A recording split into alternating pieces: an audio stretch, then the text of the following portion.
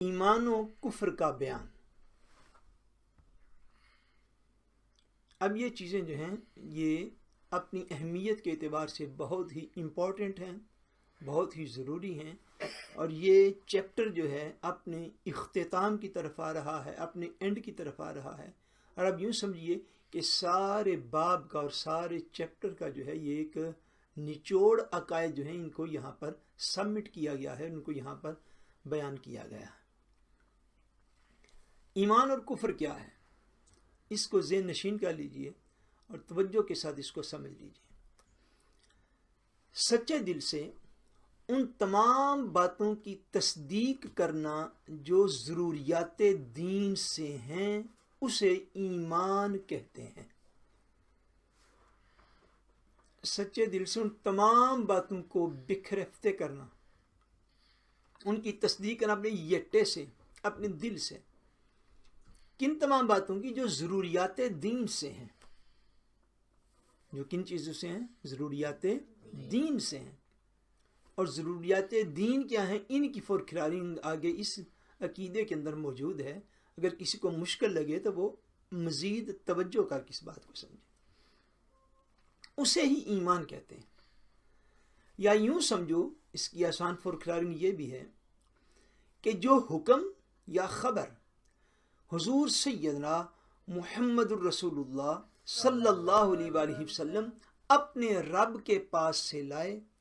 ان سب کو حق جاننا، سچے دل سے ماننا اور ان پر ایسا یقین رکھنا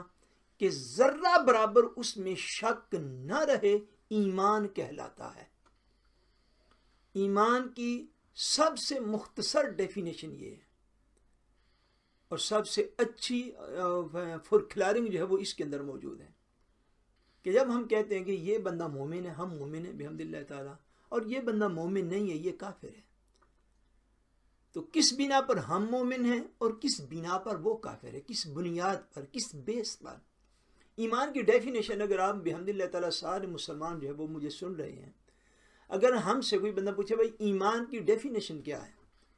مومن کسے کہتے ہیں، ایمان کیا چیز ہے،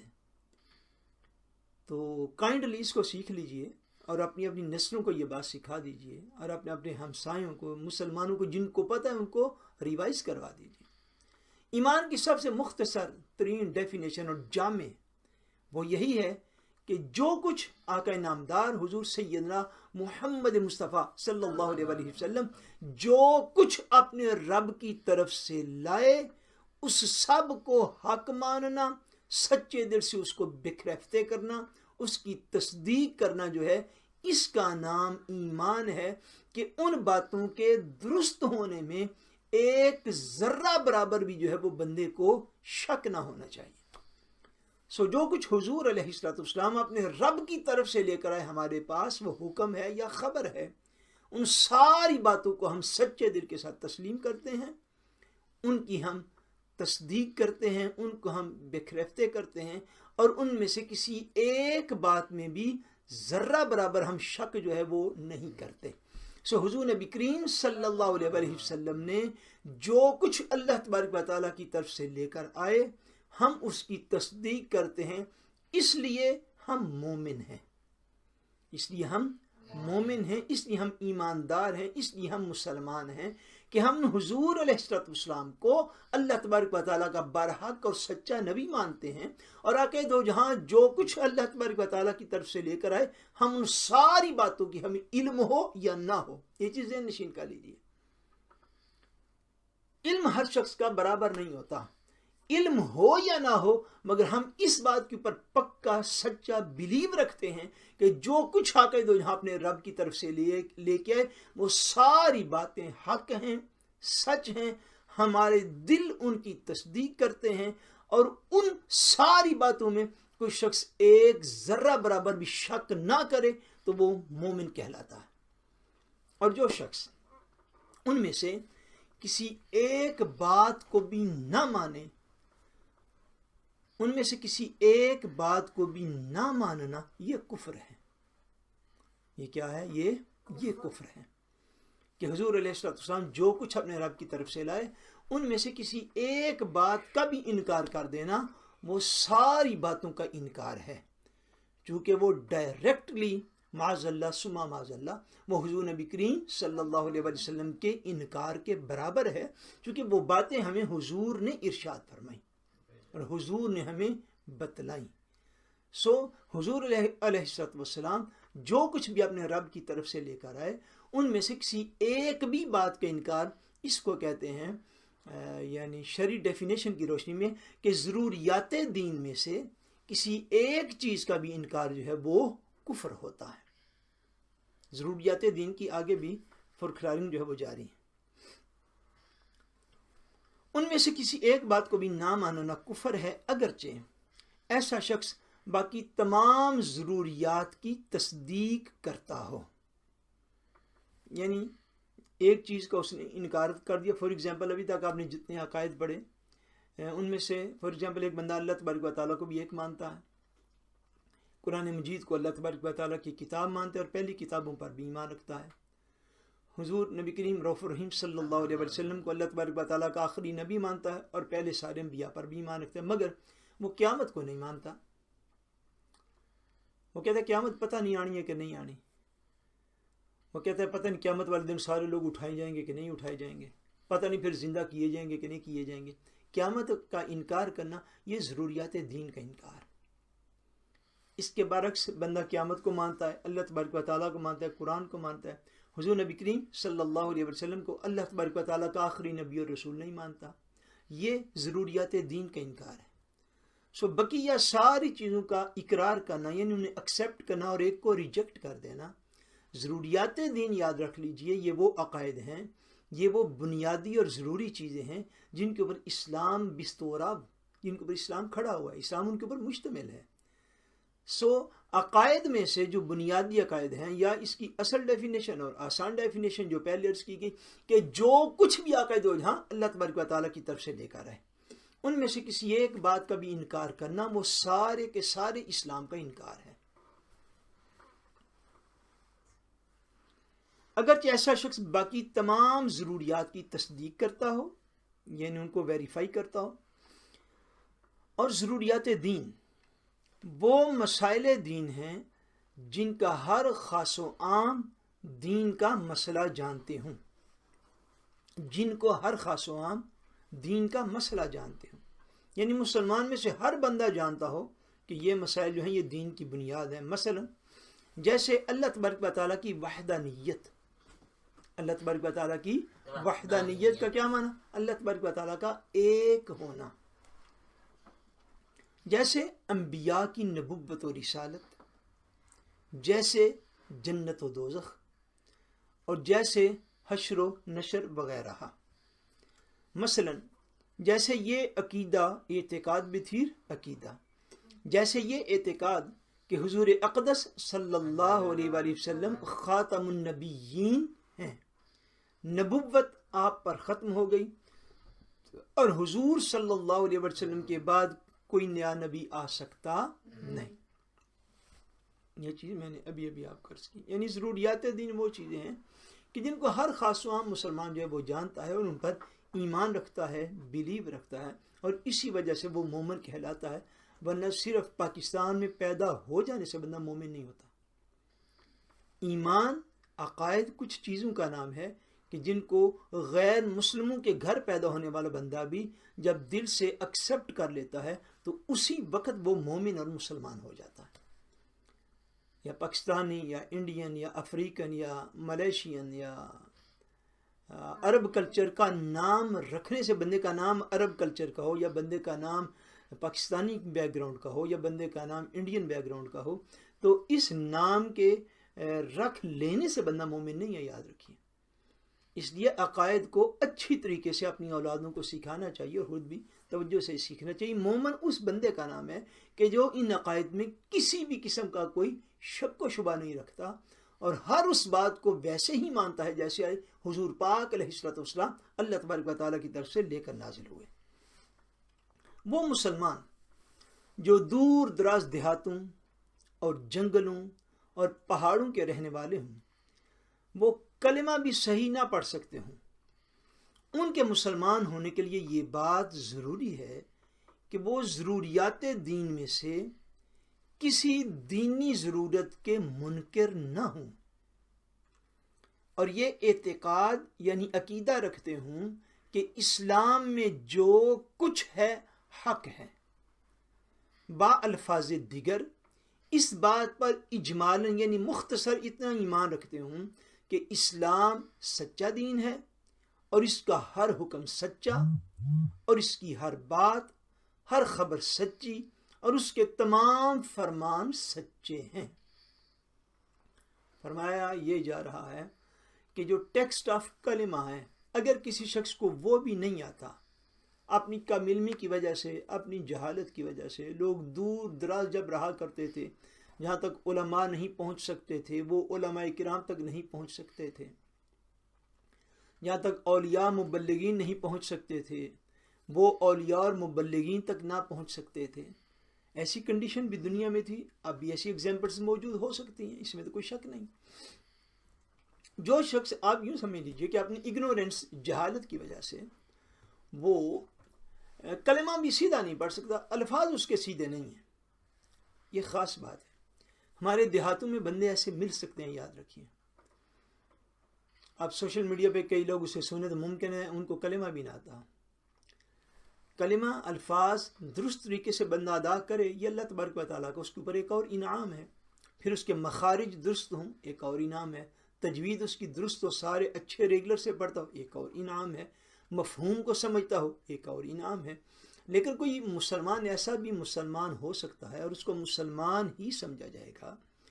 اگر وہ کلمہ کے الفاظ بھی درست طریقے پر نہ پڑھ سکتا ہو، تو چونکہ وہ جاہل اور ان پڑھ رہ گیا ہے، تو اس میں دین اتنی گنجائش تو دے رہا ہے کہ اس میں اس کی ذات کی حد تک کوئی حرج نہیں ہے، اگر وہ بلیو اس بات پہ رکھتا ہو، یہ منیمم ہے۔ اس کا بلیو یہ ہونا چاہیے، اس کا عقیدہ یہ ہونا چاہیے، اس کا تھرو یہ ہونا چاہیے، اس کا ایمان یہ ہونا چاہیے، اس کا اعتقاد یہ ہونا چاہیے، کیا کہ آقا دو جہاں نبی کریم حضور سیدنا محمد مصطفیٰ صلی اللہ علیہ وسلم جو کچھ اپنے رب کے پاس سے لے کر آئے وہ حق ہے، وہ سچ ہے۔ اسلام سچا دین ہے، اس کا ایک ایک پیغام سچا ہے، اس کا ایک ایک حکم سچا ہے، اس کی ایک ایک بات درست ہے۔ اگر اتنا بھی کانفیڈنس اور اتنا بھی یقین اور اتنا بھی اعتماد اگر کسی مومن کے ہاں موجود نہیں ہے، تو اس کا ایمان جو ہے وہ شک کی نگاہ سے ہی دیکھا جائے گا۔ یہ بات ذہن نشین کر لیجئے کہ ایسا اعتماد جو کائنات میں اور کسی چیز پر نہ ہو، وہ اعتماد بندے کو دین پر ہوتا ہے۔ اور یہ اعتماد اور یہ کانفیڈنس بحال رکھنا یہی ایمان ہے۔ اس بات کو سمجھ لیجئے، ممکن ہے اس دور کے جو فتنے ہیں، جنہوں نے ہم لوگوں کے ایمان کو کمزور کر دیا ہے، کہ دین کے اعمال، دین کے احکام، جن میں 1400 سال میں امت کو کوئی شک نہیں یہ حضور علیہ السلام پر نازل ہوئے، سارے کے سارے، ان پر بھی اگر ہمارا یا ہماری نسلوں کا جو ہے وہ یقین کمزور ہو چکا ہو، تو یہ خالی یقین کمزور نہیں ہوا، ایمان کمزور ہوا۔ سو منیمم اتنا ہے کہ ہر مومن اس بات کے اوپر ایمان رکھے، اس کو زیادہ تفصیل نہیں پتا تو نہ صحیح، اتنا اس کا دل مانے کہ حضور علیہ السلام اللہ کے آخری سچے نبی ہیں، اور جو کچھ حضور پر اترا وہ برحق اور سچا ہے۔ اسلام کی جو بات ہے، ہر بات سچی ہے۔ اتنا ایمان اگر سینے کے اندر محفوظ ہے، تو اگر وہ کلمے کے الفاظ درست نہ بھی پڑھ سکے تو شریعت پھر بھی گنجائش دیتی ہے کہ وہ بندہ مومن ہے۔ مسلمان بھائی اور بہنیں، چھوٹے اور بڑے، خوب یاد رکھیں کہ نجات اس بات پر منحصر ہے، قیامت والے دن بندے کا نجات پانا اس بات پہ ڈیپینڈ کرتا ہے کہ ایک ایک عقیدہ اہل سنت و جماعت کا ایسا پختہ اور پکا ہو کہ آسمان و زمین ٹل جائیں مگر وہ نہ ٹلے۔ یہ عقائد اس کے اتنے درست ہونے چاہیے، اتنے مضبوط ہونے چاہیے کہ زمین و آسمان کے فتنے جو ہیں وہ بھی اس کو ہلا نہ سکیں۔ وہ چیز ایمان کہلاتی۔ یہی دینی تسلب ہے اور یہ تسلب دین میں محمود ہے۔ اس کا مطلب یہ ہے کہ یہ ہے دین کے اوپر قائم ہونا، دین کے اوپر ڈٹ جانا، اور ایسا ڈٹ جانا جو ہے اسی کی دین کے اندر تعریف ہے کہ اپنا ایمان جو ہے اس کا وہ ڈاما ڈول نہ ہوتا پھرے۔ عمل میں اور عقیدے میں فرق ہوتا ہے، جس کو غالباً آگے جو ہے وہ یہاں پہ تفصیل سے بیان کیا جائے گا۔ اللہ نہ کرے کسی کا عمل بھی ڈاما ڈول ہو جائے، لیکن عمل کے اندر اور عقیدے میں فرق بڑا زیادہ ہے۔ عمل کے اندر کمی بیشی جو ہے وہ اس کے اندر گنجائش بڑی موجود ہے، لیکن عقیدہ میں کسی قسم کی کوئی خرابی یا کمزوری آ جائے تو یہ دین کو جو ہے وہ ڈاما ڈول کر لینے کے برابر ہے، سمجھ اس کا دین ہل گیا ہے۔ پھر اس کے ساتھ ہر وقت خوف لگا۔ علماء کرام فرماتے ہیں کہ جس کو سلب ایمان کا خوف نہ ہو،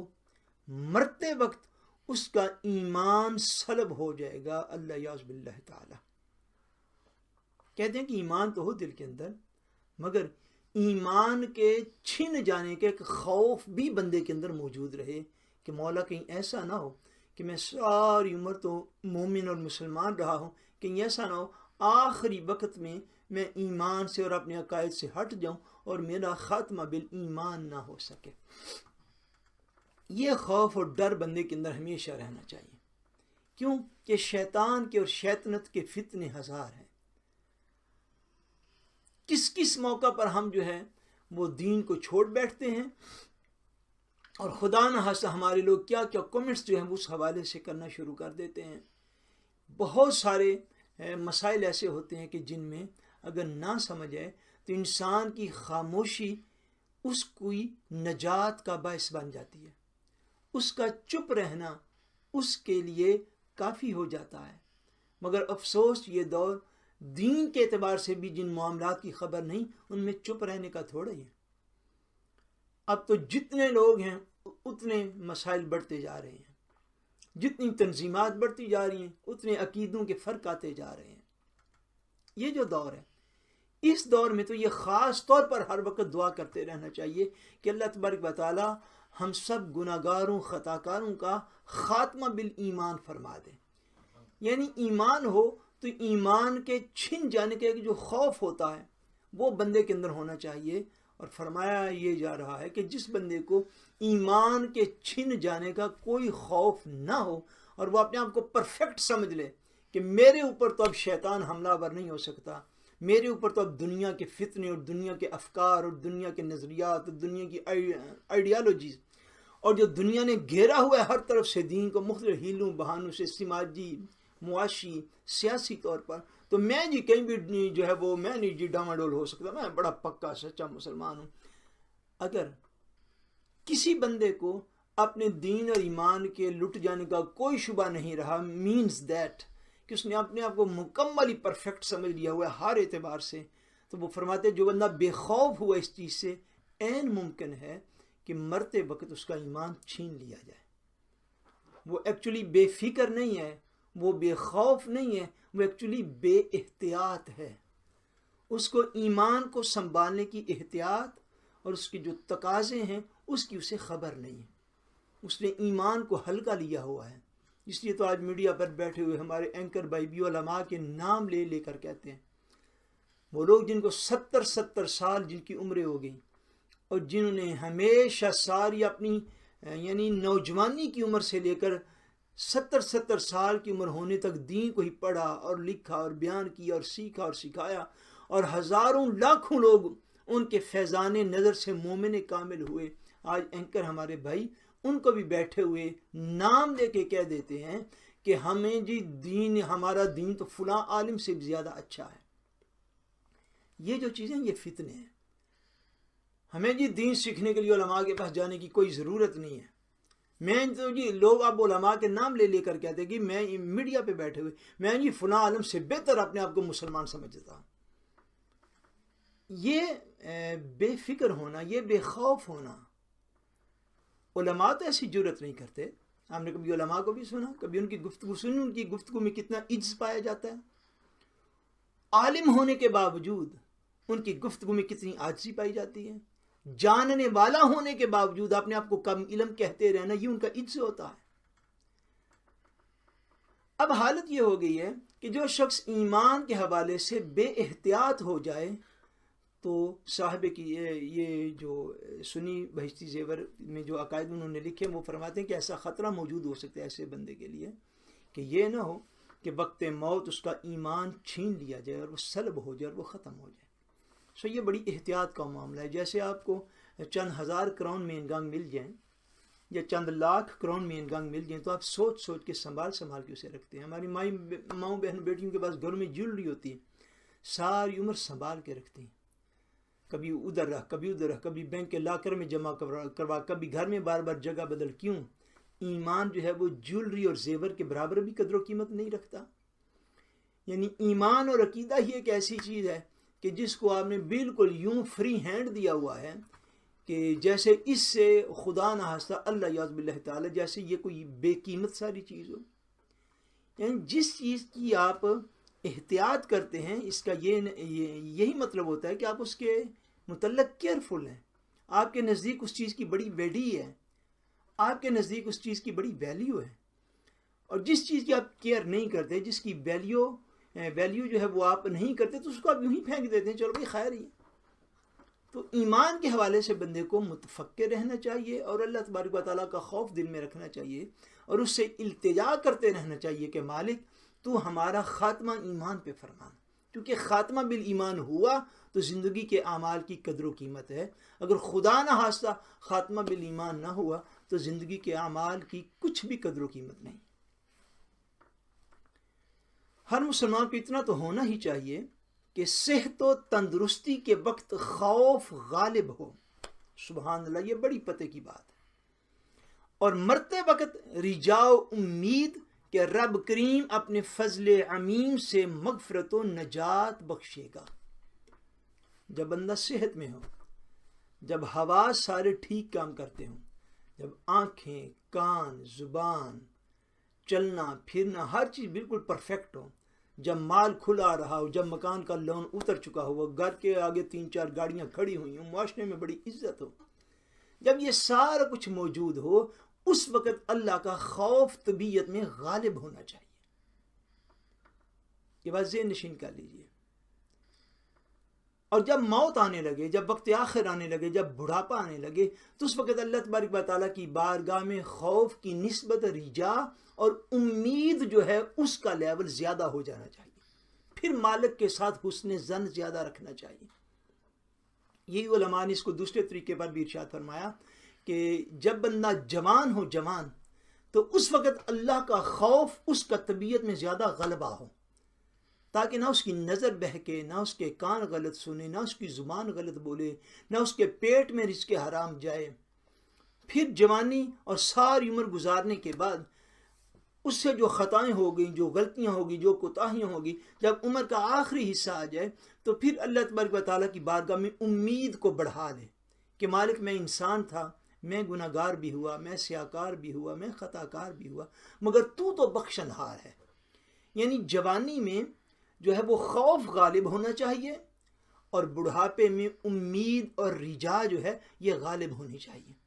کیونکہ اللہ تبارک و تعالیٰ سے بڑھاپے کا مطلب ہے کہ اللہ تبارک و تعالیٰ سے ملاقات کا وقت اب جلد آنے والا ہے. اب دنیا سے جلد جو ہے وہ بستر گول ہونے والا ہے.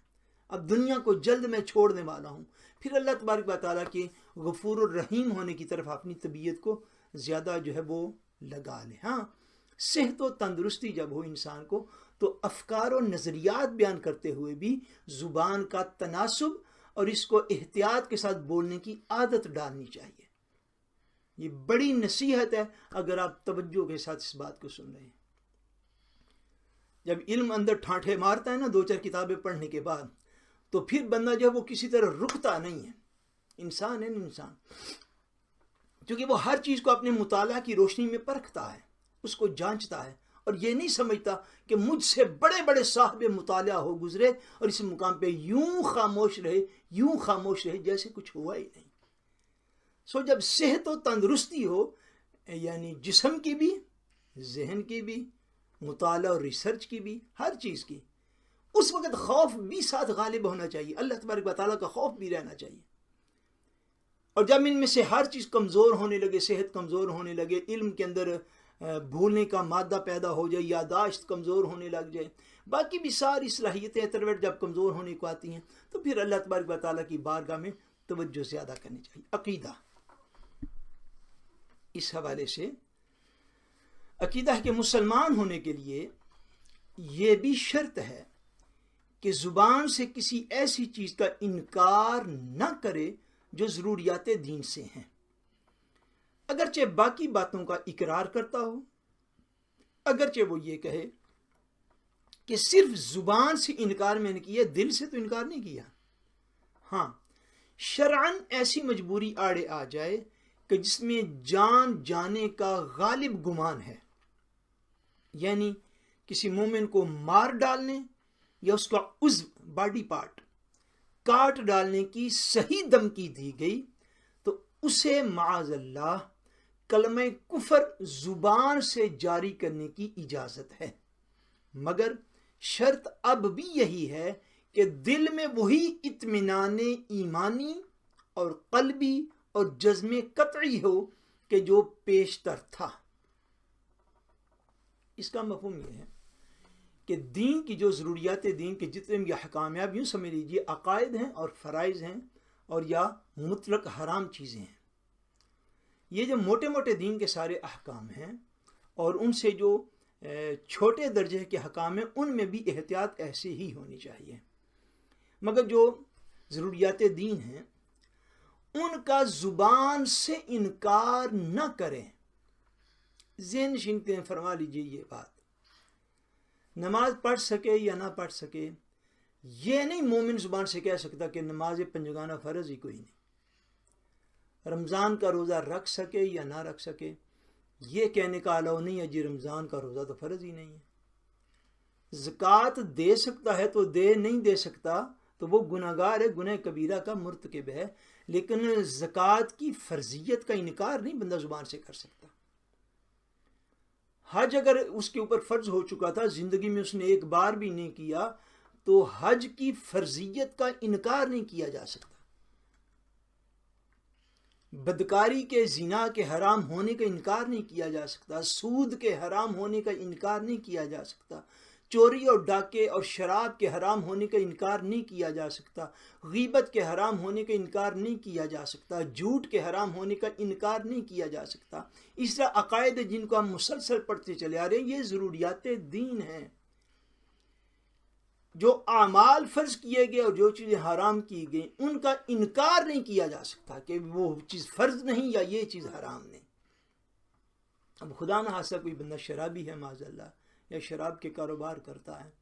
تو وہ مومن مسلمان ہے، دین جو اتنی کھلی اس کو گنجائش پھر بھی دے رہا ہے، حالانکہ سریعام حرام کر ہے مگر دین پھر بھی اس کو گنجائش دیے ہوئے ہے۔ دیکھیے دین اب اس سے زیادہ مومن کو کتنی گنجائش دے،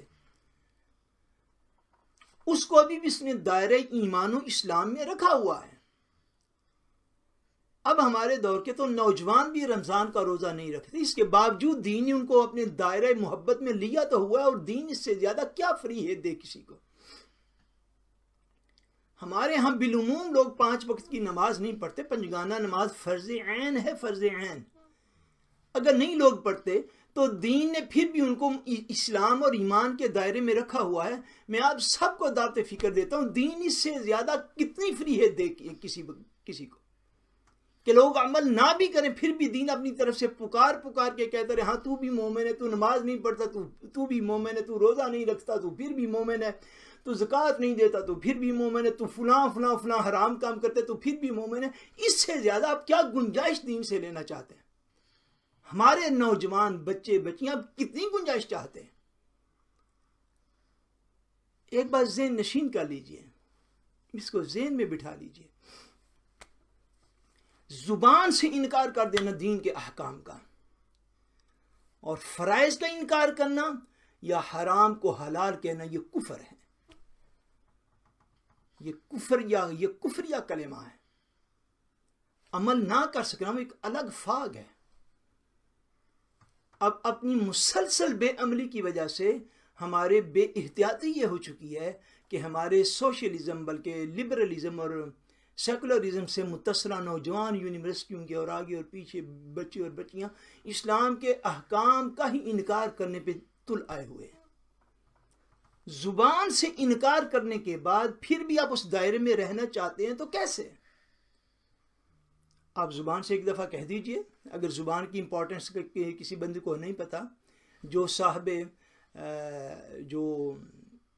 اہل خاندان والے لوگ ہیں، جو بیویوں والے لوگ ہیں، کہہ دیجئے زبان سے 3 کلمے، آپ کو شام تک ساری پتہ چل جائے گا کہ اس زبان کی اہمیت کیا.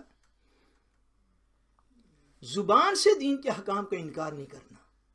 یہ پلے باندھ لیجیے اس بات کو. عمل اس کی تعلیمات کے مطابق نہ ہو سکا تو گنجائش دستیاب ہو سکتی ہے، کیونکہ دین نے بھی اپنی دائرہ ایمان میں تو ہمیں رکھا ہوا ہے.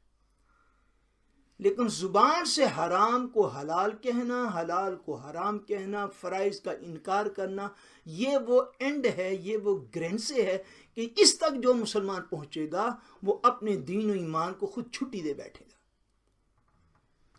اب اگر کسی بندے کے اوپر کوئی زبردستی کی گئی، اور زبردستی ایگزیکٹلی اس طرح کی ہو کہ یا تو اس شخص کی جان جانے کا صحیح معنی میں اسے ڈر ہو، یا جان تو نہ جاتی ہو، یہ پتا ہو کہ اگر یہ کلمہ کفر نہیں بولوں گا تو میرا کوئی باڈی پارٹ کاٹ کے رکھ دیا جائے گا، اس کی صحیح دھمکی دی جائے کہ مومن یہ سمجھ رہا ہو کہ اگر میں نے اس شخص کی بات پہ عمل نہ کیا، میں نے کلمہ کفر زبان سے نہ کہا، تو یہ شخص واقعتاً ایسا کر گزرے گا. اگر سچویشن ایسی ہو، اس بندے مومن کے لیے بھی دین نے یہ گنجائش رکھی ہے کہ وہ شخص جو ہے وہ اس وقت اگر اس کا دل گواہی دیتا ہے کہ دل میں اس کے ایمان پکا ہے، پختہ ہے، مگر وہ زبان سے کوئی کلمہ کفر کہہ دیتا ہے اپنی جان کو بچانے کے لیے، تو اس عالم میں، اس سچویشن میں، اس حالت میں اسے اجازت دی گئی ہے. مگر یہ اجازت ہے، یہ فضیلت نہیں ہے. کیا میں نے عرض کیا؟ اس بات کو سنیے ذہن نشین کہ یہ اجازت ہے،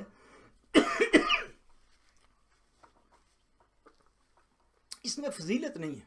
یہ اجازت ہے. فضیلت کس میں ہے کہ اس حالت میں بھی وہ اپنی زبان سے وہ کلمہ کفر نہ کہے، بلکہ اپنی جان ایمان پر قربان کر دیں، اپنی جان اسلام پر قربان کر دیں، مگر اپنی زبان سے کلمہ کفر نہ نکالیں. جن کی پہلے میں نے ساری مثالیں دی، ضروریات دین کا انکار نہ کریں. ایسی بات وہی شخص زبان پر لائے گا جس کے دل میں اسلام کی اتنی ہی بکرت ہے کہ جب چاہا اس کا انکار کر دیا اور کلمہ کفر زبان سے نکال دیا. جب ایمان تو ایسی تصدیق قلبی اور یقین محکم کا نام ہے کہ جس کے خلاف کی اصلاً کوئی گنجائش نہیں. فرما رہے ہیں کہ ایمان دل کے اندر اتنی پختہ چیز کا نام ہے کہ بیسکلی طور پہ بندہ کبھی بھی ساری عمر اس کے خلاف جا نہیں سکتا. نیکسٹ عقیدہ، جب تک دل میں تمام ضروریات دین کی تصدیق جاگزیں اور اسلام کی حقانیت پر یقین کامل باقی ہے، یعنی دل اس بات کی گواہی دیتا ہے کہ اسلام ایک سچا دین ہے اور ضروریات دین کو وہ بکھریفتے کرتے، اس کا دل جو ہے اس کی تصدیق کرتا ہے. کبیرہ گناہوں میں گرفتار مسلمان ہی ہے اور جنت میں جائے گا انشاءاللہ. یعنی اگر مسلمان سے، جس میں میں پہلے یہ سارا عرض کر چکا ہوں کہ اگر مسلمان سے کبیرہ گناہ بھی ہو جائے تو اس کے باوجود وہ مسلمان ہی ہے اگر اس کے دل میں اسلام کے عقائد پختہ ہیں، اگر وہ عقائد کا انکار نہیں کر بیٹھا ہوا یا دین کے حرام کو حلال اور حلال کو حرام نہیں سمجھ بیٹھا ہوا. تو اگر دل میں عقائد اس کے بالکل تھرو فست ہے تو اگر اس سے گناہ کبیرہ بھی ہو گیا تو وہ بھی بالآخر جنت میں جائے گا، وہ بھی بالآخر جنت میں جائے گا، خواہ اللہ تبارک و تعالیٰ اپنے فضل سے اس کی مغفرت فرما دے یا حضور اقدس صلی اللہ علیہ وسلم کی شفاعت کے بعد، یا وہ اپنے کیے کی کچھ تھوڑی سی سزا پا کر بخشا جائے. عقیدہ درست ہوا، ایمان درست ہوا تو وہ شخص اگر کبیرہ گناہوں کا بھی مرتکب ہوا زندگی میں تو وہ بھی بالآخر بخشا جائے گا. یہ ممکنات میں سے ہے کہ اللہ تبارک و تعالیٰ اپنے فضل کی بنا پر اس کی کسی اور نیکی کو قبول فرماتے ہوئے بغیر سزا کے اس کو معاف کر دے. یہ بھی ممکن ہے کہ حضور نبی اکرم صلی اللہ علیہ وسلم اپنا گناہ گار امتی سمجھ کر حضور پاک اس کی شفاعت فرما دیں، اور یہ بھی ممکن ہے کہ اس کو اس کے اعمال کی بنا پر تھوڑی دیر کے لیے دوزخ میں بھیجا جائے تاکہ وہ ہلکی پھلکی سزا پا لے، اور پھر اللہ تبارک و تعالیٰ اس کی بخشش و مغفرت فرما کے اس کو جنت عطا فرما دے۔ لیکن جو بندہ ضروریات دین کا منکر نہیں ہوتا، وہ بالآخر جو ہے اس کا ٹھکانہ جنت ہے، جنت انشاءاللہ تبارک و تعالیٰ اس کا ٹھکانہ جنت ہے۔ اس کے بعد وہ بھی کبھی جنت سے باہر نہ نکلے گا۔ یا یوں کہہ لو کہ گناہ کبیرہ کرنے سے اگرچہ قصدن کیا ہو، ارادتن کیا ہو، جان بوجھ کر کیا ہو، آدمی کافر اور ایمان و اسلام سے خارج نہیں ہوتا اور مسلمان برادری سے نہیں نکلتا۔ مسلم بردرہڈ سے گناہ کبیرہ کرنے سے اگرچہ اس نے جان بوجھ کے خدا نخواستہ کیا ہو، نیتاً ارادتاً میں ولیے کیا ہو، اسلام کا دامن اتنا وسیع ہے کہ اس نے اپنے عمل سے دین کی ایک حد کو توڑ ڈالا، معمولی جرم نہ تھا۔ آپ اس دور میں اگر اس بات کو یوں سمجھنا چاہیں تو ہر ملک کی جب آپ نیشنلٹی لیتے ہیں تو انہوں نے ایک کانٹریکٹ آپ سے سائن کروایا ہوا ہوتا ہے، یہ اس ملک کے اندر رہنے کے ریگولر ہیں،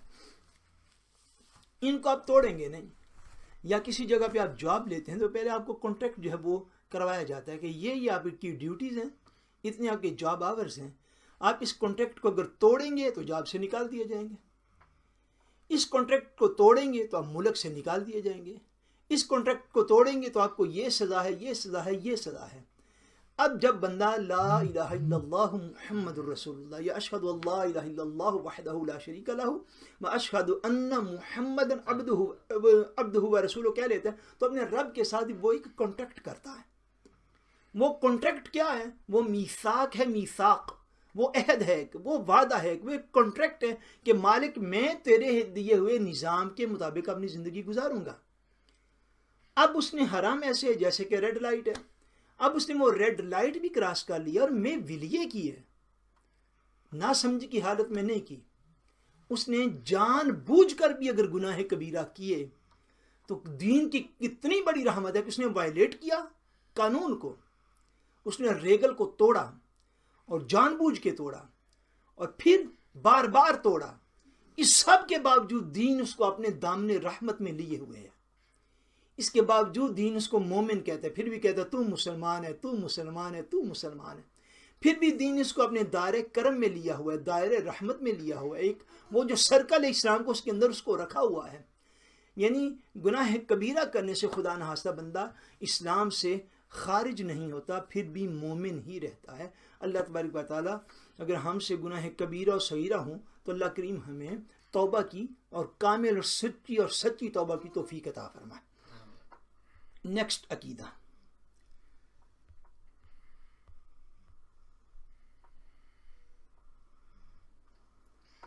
شرک کے معنی ہیں کہ اللہ تبارک و تعالیٰ کے سوا اور کسی کو واجب الوجود یا مستحق کے عبادت جاننا، یعنی اللہ تبارک و تعالیٰ کی ذات و صفات میں دوسرے کو شریک کرنا، اور یہ کفر کی سب سے بدترین قسم ہے۔ یہ ہم نے شروع میں جب توحید کے عقائد کو پڑھے تو وہاں پہ ہم نے اس چیز کو جو ہے وہ پڑھا تھا، اللہ تبارک و تعالیٰ کے علاوہ کسی کو واجب الوجود، یعنی وہ ہستی کہ جس کا ہونا ہر دور میں، ہر عالم میں جس کا ہونا لازم ہو۔ مختصر میں تعریف آپ کو ابھی اتنی عرض کر دیتا، اور غالباً پہلے بھی میں نے توحید میں بھی اس کو عرض کیا ہوگا، اختصار کے ساتھ سمجھ لیجئے، واجب الوجود وہ ہستی ہے کہ جس کا ہر دور میں، ہر وقت، ہر عالم میں ہونا لازم اور ضروری ہے، اس کو واجب الوجود کہتے ہیں، اور وہ ذات بابرکات صرف اور صرف اللہ تبارک و تعالیٰ وحدہ لا شریک کی ہے۔ ایمان یہ ہے ہم صرف اللہ تبارک و تعالیٰ کو واجب الوجود مانتے ہیں، یا مستحق کے عبادت کے لائق صرف اللہ تبارک و تعالیٰ کی ذات ہے۔ اس کی ذات و صفات میں دوسروں کو شریک کرنا، اور یہ کفر کی سب سے بدترین قسم ہے۔ اس کے سوا کوئی بات اگرچہ کیسی ہی شدید کفر ہو، حقیقتاً شرک نہیں ہے۔ یعنی یہ شرک ہے کہ اللہ تبارک و تعالیٰ کے علاوہ یا اللہ تبارک و تعالیٰ کے ساتھ کسی اور کو بھی واجب الوجود ماننا، اللہ تبارک و تعالیٰ کو اس کے علاوہ یا اس کے ساتھ کسی اور کو بھی عبادت کے لائق سمجھنا، یہ کفر کی بدترین قسم، اس کو شرک کہتے ہیں۔ اس کے علاوہ کفر کی جتنی بھی اقسام ہیں وہ شرک نہیں ہیں، وہ کفر ہیں۔ یہی وجہ ہے کہ شریعت مطہرہ نے یعنی اسلام نے اہل کتاب یعنی یہودیوں اور عیسائیوں، اہل کتاب کفار یعنی یہودیوں اور نصرانیوں یعنی عیسائیوں کے احکام مشرکین کے احکام سے جدا بیان فرمائے۔ کفار کی دو قسمیں ہیں، کتابی کافر اور غیر کتابی کافر، کتابی کافر اور غیر کتابی کافر۔ کتابی کافر کون ہوئے؟ یہودی اور عیسائی، کرسچن اوگ یہودر۔ اور غیر کتابی کافر کون ہوئے؟ ان کے علاوہ جتنے وہ لوگ، وہ مذاہب جو کہ اپنے مذہب کا کوئی نہ کوئی وجود تو رکھتے ہیں لیکن وہ آسمانی مذاہب نہیں ہیں، وہ غیر کتابی کافر ہوئے۔ قرآن مجید میں مشرکین اور جو کتابی کافر ہیں اور غیر کتابی کافر ہیں ان کے اندر احکام میں فرق جو ہے وہ باقاعدہ بیان فرمایا۔ مثلا کتابی کا یعنی یہودی اور عیسائی کا ذبیحہ حلال ہے، یعنی اہل کتاب اگر کوئی جانور ذبح کریں تو ان کا ذبح کیا ہوا جانور جو ہے وہ مسلمان بھی کھا سکتا ہے بشرط کہ جانور حلال ہو۔ اور مشرک کا ذبح کیا ہوا جانور حلال بھی ہو تو مومن مسلمان نہیں کھا سکتا، چونکہ وہ حلال بھی مردار کے حکم میں ہے۔ کتابیہ سے یعنی یہودی یا عیسائی عورت سے نکاح ہو سکتا ہے، مشرکہ سے نکاح نہیں ہو سکتا۔ ہاں ایسا ہے قرآن مجید میں کہ کبھی شرک بول کر مطلق کفر مراد لیا جاتا ہے، ایسی آیات ضرور موجود ہیں جہاں پہ لفظ شرک کا بولا جاتا ہے مگر اس سے مراد کفر ہوتا ہے۔ یہ جو قرآن مجید میں ارشاد فرمایا گیا ہے کہ شرک نہ بخشا جائے گا، وہ اسی معنی پر ہے، یعنی اصلاً کسی کفر کی مغفرت نہ ہوگی، باقی سب گناہ اللہ عز و جل کی مشیت پر ہیں، اس کی مرضی پر ہیں، جسے چاہے بخش دے۔ یعنی جس مقام پر یہ ارشاد فرمایا گیا ہے کہ شرک نہیں بخشا جائے گا، اس مقام پر شرک سے مراد کفر ہے، کفر کہ کفر جو ہے اصلاً کسی بھی کافر کی بخشش و مغفرت نہ ہوگی، اور کسی بھی کفر یا عقیدہ رکھنے والے بندے کی بخشش و مغفرت نہ ہوگی۔ اس کے علاوہ بقیہ جتنے گناہ ہیں اگر اللہ تبارک و تعالیٰ چاہے گا تو معاف بھی فرما دے گا۔ بعض اعمال قطعاً کمپلیٹلی طور پر ایمان و اسلام کے منافی ہیں، اپوزٹ ہیں، ان کے مرتکب کو کافر کہا جائے گا، جیسے بت یا چاند یا سورج کو سجدہ کرنا، یعنی سجدہ کے لائق سمجھنا اور سجدہ کرنا، قرآن کریم، کعبہ معظمہ، یا اللہ کے کسی بھی نبی کی توہین کرنا، ان کی شان و بقعت کو گھٹانا، یہ باتیں یقیناً کفر ہیں۔ یعنی بت کو، سورج کو، چاند کو، گائے کو، درخت کو، سانپ کو، کسی بھی چیز کو سجدہ کرنا، قرآن کریم، کعبہ معظمہ اور اللہ تبارک و تعالیٰ کے کسی بھی نبی کی توہین اور ان کی انسلٹ کی کوشش کرنا، ان کی شانوں اور عظمتوں کو کم کرنے کی کوشش کرنا، یہ باتیں کفر ہیں۔ یوں ہی بعض اعمال کفار کی علامت ہیں، جیسے زنار باندھنا، یہ اس دور کے مطابق انہوں نے صاحب کتاب نے لکھا ہوا ہے، یہ دھاگا جو تھے وہ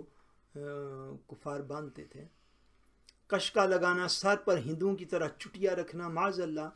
جو ایسی باتوں کا مرتکب ہو اسے اثر نو اسلام لانے، کلمہ پڑھنے اور اس کے بعد اپنی عورت سے تجدید نکاح کا حکم دیا جائے گا۔ بعض اعمال یعنی جو چیزیں کفر کی علامت بن جائیں، ایسے اعمال کو مومن کو اختیار نہ کرنا چاہیے۔ یعنی اس پر لازم ہوگا کہ اس فعل سے توبہ کر کے کلمہ اسلام پڑھے اور اپنی بیوی سے دوبارہ نکاح بھی پڑھائے۔ ایمان و کفر میں واسطہ نہیں، یعنی آدمی یا مسلمان ہوگا یا کافر، دو ہی کام ہو سکتے ہیں، یا مسلمان یا کافر، تیسری کوئی صورت نہیں کہ نہ مسلمان ہو نہ کافر ہو۔ ہاں یہ ممکن ہے کہ ہم بوجہ شبہ کے کسی کو نہ مسلمان کہیں نہ کافر، جیسے یزید پلیت۔ فرماتے ہیں کہ اب دو ہی صورتیں ممکن ہیں کہ یا تو بندہ مومن ہے یا بندہ کافر ہے، تیسری کوئی صورت جو ہے وہ موجود نہیں ہے۔ یہ ممکنات میں سے ہے کہ ہم بوجہ شبہ کے کہ کسی شخص کے حوالے سے شبہ اور شک میں علماء پڑھ جائیں تو اس کو نہ مسلمان کہیں نہ کافر، جیسے یزید کے حوالے سے جو ہے علماء جو ہے وہ بعض اوقات خاموش رہتے ہیں، بعض علماء اس کے کفر کا قول کرتے ہیں، بعض علماء اس کو پھر بھی مسلمان جو ہیں وہ جانتے اور سمجھتے ہیں، مگر مسلمان سمجھنے کے باوجود اس کو نیک اور اچھا انسان نہیں سمجھتے۔ یہ چیز ذہن نشین کر لیجئے، مگر یہ موضوع نہیں ہے، میرے کئی لیکچر جو ہیں وہ یزید کے حوالے سے موجود ہیں، آپ اگر انٹرسٹ رکھتے ہوں تو وہاں سے بھی اس یزید بدبخت کے حوالے سے آپ سن سکتے ہیں۔ عقیدہ، مسلمان کو مسلمان اور کافر کو کافر جاننا یہ ضروریات دین سے ہے، ویری امپورٹنٹ۔ یہ بھی ضروریات دین سے کہ مسلمان کو مسلمان کہا جائے اور کافر کو کافر کہا جائے۔ اگرچہ کسی خاص شخص کی نسبت یہ یقین سے نہیں کہا جا سکتا کہ اس کا خاتمہ ایمان یا معاذ اللہ کفر پر ہوا، تا وقت کہ یہاں تک کہ اس کے خاتمہ کا حال دلیل شرعی سے ثابت نہ ہو، مگر اس سے یہ نہ ہوگا کہ جس شخص نے قطعاً کفر کیا ہو اس کے کفر میں شک کیا جائے، کہ قطعی کافر کے کفر میں شک بھی آدمی کو کافر بنا دیتا ہے۔ یعنی جس شخص کا خاتمہ آپ کے سامنے کفر پر ہوا تو اس کو کافر ہی کہا جائے گا، یعنی جو مسلمان نہیں تھا، جو اسلام پر نہیں مرا، جو بظاہر مومن تھا اور اس کے جو تھی خاتمہ بسو، یعنی اس کے برے خاتمے پر کوئی شرعی دلیل بھی کسی کے پاس نہ تھی، تو وہ تو مومن اور مسلمان کنسیڈر کیا جائے گا۔ اگر اس کے مرتے وقت یا اس کے جو عقائد خدا نخواستہ بدل گئے تو مرتے وقت وہ جن عقائد اور نظریات پر تھا اس حوالے سے اس کا حکم جو ہے وہ جاری کر دیا جائے گا کہ یہ شخص رہا تو مسلمان، مگر مرتے وقت اس کے عقائد درست نہ رہ سکے، یہ غلط عقائد کے اندر ملوث ہو گیا اور چلا گیا، معاذ اللہ ثم معاذ اللہ۔ لیکن ایک بندہ ویسے ساری عمر ہی کافر رہا ہے، تو اس کے حوالے سے آپ یہ نہیں کہہ سکتے جی پتہ نہیں اندروں ایسی کہ نہیں، اندر دی گل نہیں، گل ساری باہر دی شریعت وچ۔ جس چیز کے اوپر فتویٰ ہوتا ہے وہ ظاہر کے اوپر ہوتا ہے، ظاہری زندگی میں اس نے کیا بولا، کیا لکھا، کیا لوگوں کو بتایا، کن چیزوں کے اوپر وہ ڈسکس کرتا تھا اپنی سوسائٹی کے اندر، اپنے دوستوں کے اندر، وہ کن عقائد کے اوپر وہ بندہ کھڑا ہوا تھا، اور آیا اگر کچھ برے عقائد اس کے ہو گئے تو اس نے ان سے توبہ کی یا نہ کی، کن عقائد کے اوپر اس کا خاتمہ ہوا۔ یہ تو ہو گیا مومن کے حوالہ۔ اب ایک شخص ساری عمر رہا ہی غیر مسلم ہے تو اس کے متعلق تو ایسا نہیں کہا جا سکتا نا کہ جی پتہ نہیں وہ کیا ہوا اور کیا نہ ہوا۔ اس لیے کافر کو کافر کہنا اور سمجھنا لازمی ہے۔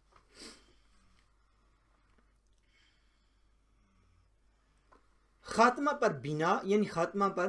جو ہے وہ روز قیامت اور ظاہر پر حکم شرع کا مدار ہے، یعنی خاتمہ اس کا کس چیز پر ہوا، اس کا جو ہے وہ روز قیامت کے حوالے سے اللہ تبارک و تعالیٰ اس شخص کے اگر عقائد ایسے ہی چھپے ہوئے تھے، لوگوں پر ظاہر نہ تھے، تو اس کے عقیدے کا اور خاتمے کے حوالے سے اس کا فیصلہ تو ہو گیا روز قیامت والے دن، مگر ظاہر پر حکم شرع کا مدار ہے۔ اس کا مطلب یہ ہے کہ شریعت کے حوالے سے جو ریگولر موجود ہیں، جو قوانین موجود ہیں، جو آئین موجود ہیں، جو شرعی احکام ہیں، شرعی احکام جو ہیں وہ ظاہر کے ساتھ جو ہے وہ ریلیٹ ہوتے ہیں۔ دل نہیں دیکھا جاتا کہ اس بندے نے چوری کی تو اس وقت اس کے دل میں کیا تھا۔ چونکہ اب اسے چوری ہوئی، چوری ثابت ہوئی، تو دین اپنی سزا کا نفاذ کرے گا۔ یعنی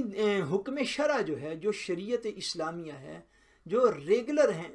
ان کی بنیاد جو ہے وہ انسان کا دل اور قلب نہیں ہوتا، ان کی بنیاد انسان کا ظاہری اعمال ہوتے ہیں۔ ظاہر پر حکم شرع کا مدار ہے۔ تو جس نے کفر کیا، فرض ہے کہ ہم اسے کافر ہی جانیں اور خاتمہ کا حال علم الہی پر چھوڑ دیں۔ جس طرح ظاہراً جو مسلمان ہو اور اس سے کوئی قول و فعل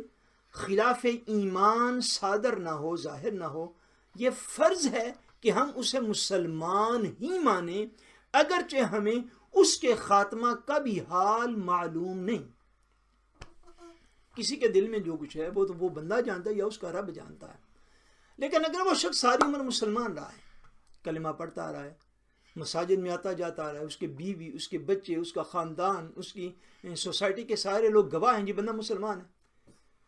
اب جس ہم اگر ایک بندہ ظاہراً مسلمان رہا ساری عمر، تو ہم اس کے خاتمے کے حوالے سے تو نہیں کہہ سکتے کہ جب اس کی روح نکل رہی تھی، کیونکہ وہ تو حال ہمارے علم میں نہیں ہے۔ اگر اس کا جس کا ظاہر مسلمان ہے تو ہم اس کو مسلمان ہی کنسیڈر کرتے ہیں، ہم اسے غسل بھی دیتے ہیں، ہم اسے کفن بھی دیتے ہیں، ہم اس کا نماز جنازہ بھی اٹھا کے لے کے جاتے ہیں، جنازہ پڑھتے بھی ہیں، اس کے اوپر دعا بھی مانگتے ہیں، پھر قبرستان میں دفن بھی کر کے آتے ہیں، پھر اوپر مٹی بھی ڈالتے ہیں، پھر اوپر کھڑے ہو کے دعا بھی مانگتے ہیں۔ یہ ساری چیزیں اس بات کی علامت ہیں کہ یہ بندہ ظاہری طور پر مسلمان تھا، اب اس کے خاتمے کا حال یا وہ جانتا ہے یا اس کا رب جانتا ہے۔ کیونکہ وہ ظاہراً ساری عمر مسلمان رہا، اس لیے ہمارے لیے لازمی اور فرض ہے کہ ہم اس کو مسلمان سمجھیں، بعین ہی ایز لائک دیٹ۔ جس سے ایک شخص ساری عمر کافر رہا، ہمارے لیے یہ لازم ہے کہ ہم اس کو کافر کہیں اور کافر سمجھیں۔ یہ نہیں ہو سکتا کہ ایک بندہ ساری عمر کافر رہا تو ہم کہیں جی پتہ نہیں کیا ہوا اور کیا نہ ہوا۔ ہمارے لیے جو حکم شرع ہے، ہمارے لیے جو شریعت کا ریگولر جس کو زندہ لوگوں نے فالو کرنا ہے، وہ یہ ہے کہ انسان کے ظاہر کے مطابق اس کے اوپر حکم شرع لگتا ہے۔ بس یہ چھوٹی ساری بات ہے۔ جو اس نے بولا، جو اس نے لکھا، جو وہ کہتا ہے اپنے گھر میں بیٹھ کر، اپنے دوستوں میں بیٹھ کر، اپنی جاب کے اوپر جا کے، اسلام کے حوالے سے، عقائد کے حوالے سے، نظریات کے حوالے سے، ایمان کے حوالے سے، وہی اس کا عقیدہ ہے۔ اگر وہ ساری عمر مومن رہا تو اب اس کے خاتمے کی طرف جو ہے، چونکہ خاتمے کا حال یا ایگزیکٹ یعنی 100% حال یا اللہ جانتا ہے یا اس کا بندہ جانتا ہے، مگر ہمارے لیے حکم یہ ہے کہ ہم اس کی مسلمانوں کی طرح تدفین کریں، ہم اس کے لیے دعا مانگیں۔ بالکل اسی طرح جو بندہ ساری عمر کافر رہا، جیسا مومن کو مومن کہنا لازم ہے، سمجھنا لازم ہے، اس کے ساتھ بعد از وصال مومنوں والا سلوک کرنا لازم ہے، اس لیے کافر کو کافر کہنا لازم ہے، کافر کو کافر سمجھنا لازم ہے، اور اس کے مرنے کے بعد بھی اس کے ساتھ کوئی ایک ایکٹ بھی ایسا نہیں کیا جائے گا جو مسلمانوں کے ساتھ کیا جاتا ہے۔ کیوں کہ کافر کو کافر سمجھنا لازم ہے۔ اس زمانہ میں لوگ کہہ دیتے ہیں کہ یہاں جتنی دیر اسے کافر کہو گے اتنی دیر اللہ اللہ کرو، یہ ثواب کی بات ہے۔ اس کا جواب یہ ہے کہ ہم کب کہتے ہیں کہ کافر کافر کا وظیفہ کر لو، مقصد یہ ہے، مقصود یہ ہے کہ اسے کافر جانو، اور اگر پوچھا جائے تو قطعاً کافر کہو۔ نہ پوچھا جائے تو کون کہہ رہے کہ کافر کافر کا وظیفہ کر لو اور تسبیح ہاتھ میں پکڑ لو کہ فلاں بھی کافر مرا، فلاں بھی محلے میں کافر مرا، فلاں نہ سکھ ہے۔ لیکن اگر کسی بندے سے جب پوچھا جاتا ہے کہ یار وہ شخص تمہارا ہمسائے وہ کون تھا، اگر وہ کافر تھا تو نہیں پتہ نہیں جی کون سی، پھر کہیں وہ کافر تھا۔ مومن تھا تو یہ کہنا لازم ہے کہ وہ مومن تھا، یہ نہیں سانتے نہیں جی پتہ، ایسے نہیں۔ مومن کو مومن سمجھنا لازم، کہنا لازم، کافر کو کافر سمجھنا لازم، بوقت ضرورت کہنا لازم۔ نہ یہ کہ اپنی صلح کل کی پالیسی سے اس کے کفر پر پردہ ڈالو۔ یہ صلح کلی والی جو اب تو بڑی اس دور میں تو صلح کلی کی تبلیغ بھی بڑی پاپولر ہوتی جا رہی ہیں، آپ کے علم میں ہوگا اگر آپ ڈیپلی ان چیزوں کو آبزرو کرنے والے ہیں۔ اب تو صلح کلی کا دور ہے۔ کہ کسی بھی معاملے میں کسی کو غلط نہ کہوں. تو یہ صلح کلی کا دور دیکھیے اب کتنی سال اور چلتا ہے یا کتنی جنریشن تک اور چلتا ہے، لیکن حق ہمیشہ حق ہے. سو اس لیے بندے کو قرآن مجید کے ساتھ جڑا ہوا ہونا چاہیے، احادیث رسول مقبول صلی اللہ علیہ وسلم کے ساتھ جڑا ہوا ہونا چاہیے، دین کے مسائل کو سیکھنا چاہیے تاکہ بندے کو علم ہوتا رہے کہ دین ہے کیا. یہ بڑی خوشی ہے بھی الحمدللہ تعالیٰ آپ لوگ جو ہے وہ مسلسل سیکھ رہے ہیں. آج پہلا پیریڈ قدرے لمبا ہو گیا ہے. ابھی ہم انشاءاللہ تبارک و تعالیٰ عشاء کی نماز پڑھتے ہیں، تو نماز کے بعد انشاءاللہ تعالیٰ پھر ملاقات ہوتی ہے انشاءاللہ. السلام علیکم ورحمۃ اللہ وبرکاتہ.